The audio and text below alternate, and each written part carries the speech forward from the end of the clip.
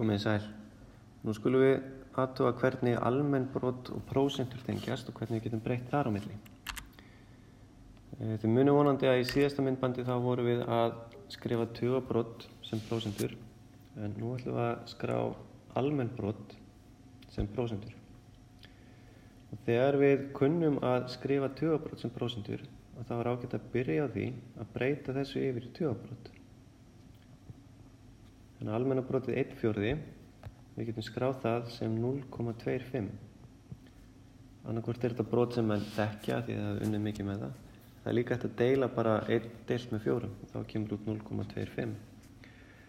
Og til að breyta úr tugabroti yfir í prósentur, prósent þýðir aftur af 100, þannig að ef ég margfalda hér með 100, þá fæ ég út 25%. Þess vegna er 1/4 nákvæmlega það sama og ekki 0,25, en ég ætlaði að skrifa hérna 25%.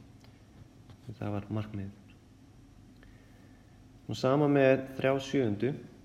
Það er kannski erfiðara að átta sig á því hvaða tugabrot það er, þannig að við notum vasareikni til að hjálpa okkur að deila og gerum 3 deilt með 7.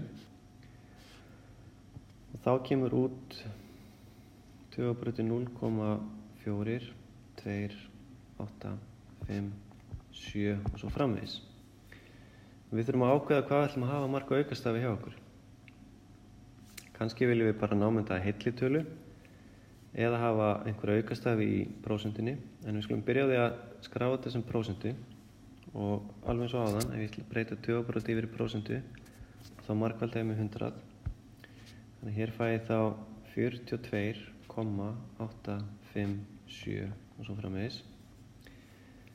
Ef ég ætla að hafa þetta sem heila prósentu, þá myndi ég námynda á að segja að þetta væri svona það bil 43%. En ég vil eiginlega gera þá kröfu að ef ekki er annað tekið fram í dæminu, að þið notið 2 aukastafi í svarinu. Þannig að við þurfum að passa okkur hér, við þurfum að námynda rétt.